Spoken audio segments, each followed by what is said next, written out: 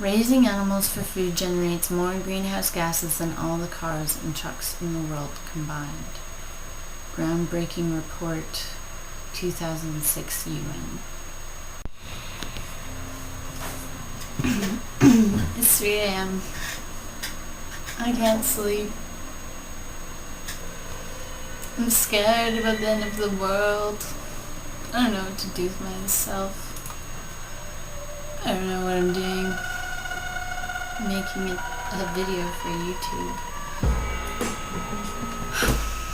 One thing that I wanted to talk about was the environmental impact of the meat industry. Something that a lot of people don't really consider. A lot of vegetarianism and a lot of vegetarianism spurs from animal rights, and as much as I agree with that,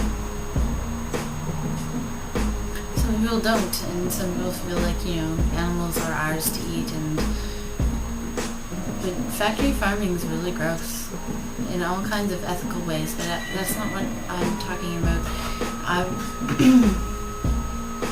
I've learned that just the amount of energy that's required to grow these animals. I don't know how to. There's no nice way of talking about this.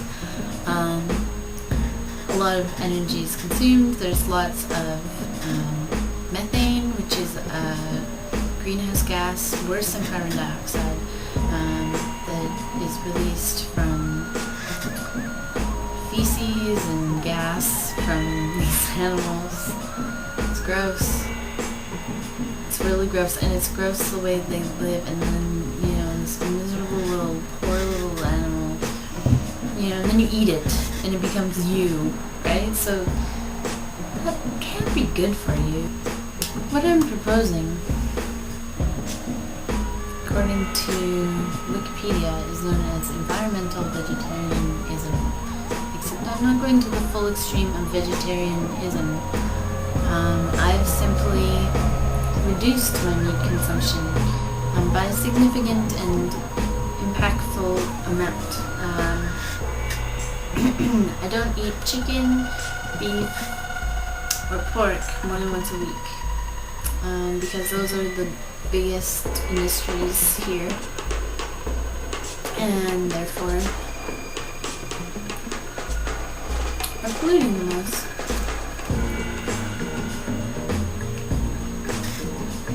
I think that meat should be something really special. I think you have to honor the life of an animal a little bit. And I don't feel like animals should be raised like plants.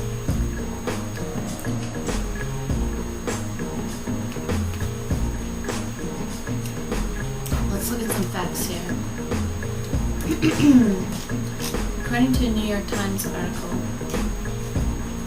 global demand for meat has multiplied in recent years, encouraged by growing affluence and nourished by the proliferation of huge confined animal feeding operations.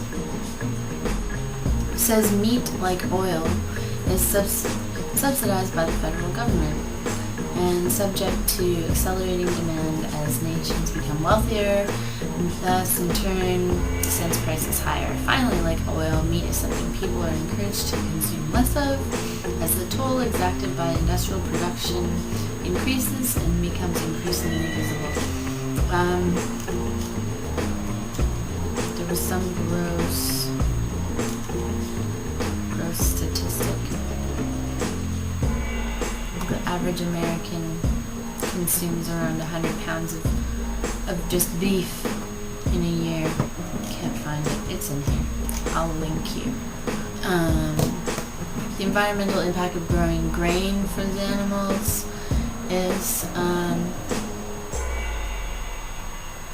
contributing to water quality problems. The point is, my bottom line here, eat half as much, easy on the bacon, or okay, bacon brings joy into some people's lives. Like, I understand, but you will love the bacon even more if you don't eat it every day. It's true.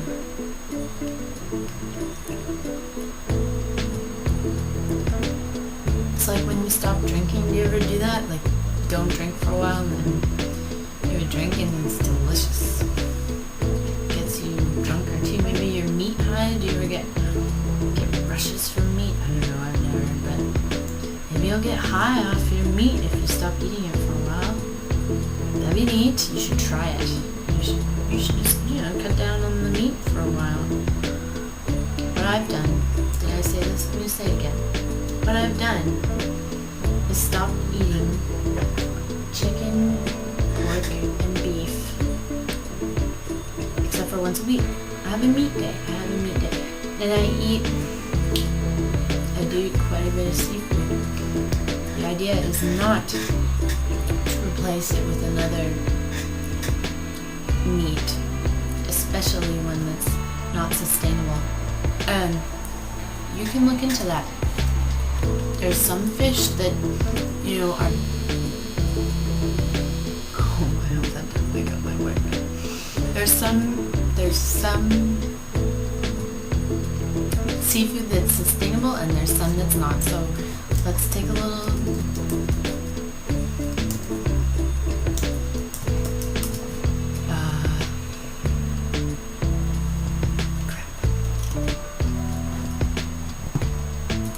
seachoice.org. Choosing sustainable seafood. This is good stuff.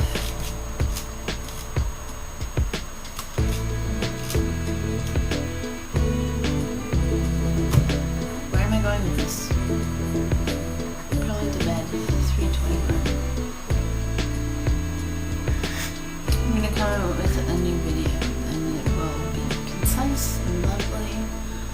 And hopefully will motivate somebody to just chill out on the meat. Great.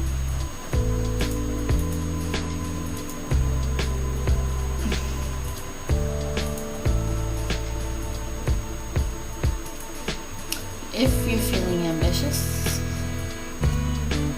just goveg.com.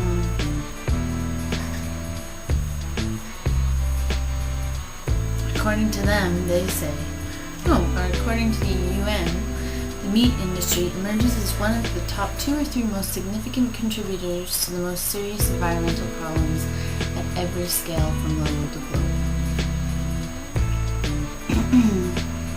Carbon dioxide, methane, and nitrous oxide together cause the vast majority of global warming.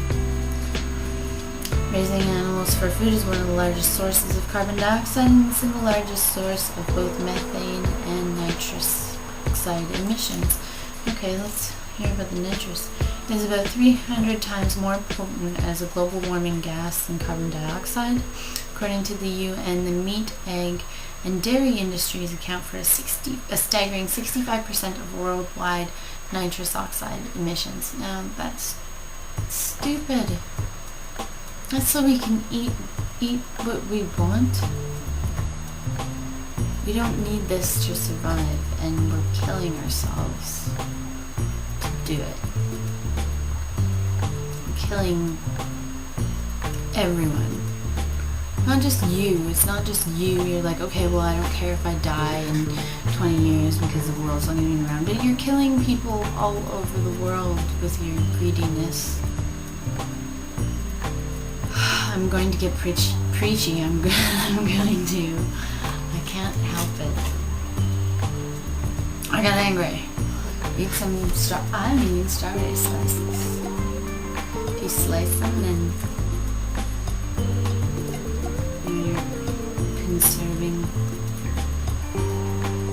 little bite-sized pieces of yum. I mean, it's really rewarding to put a whole strawberry in your mouth, but like an eighth of a strawberry. I'm so happy. Okay, I'm going now.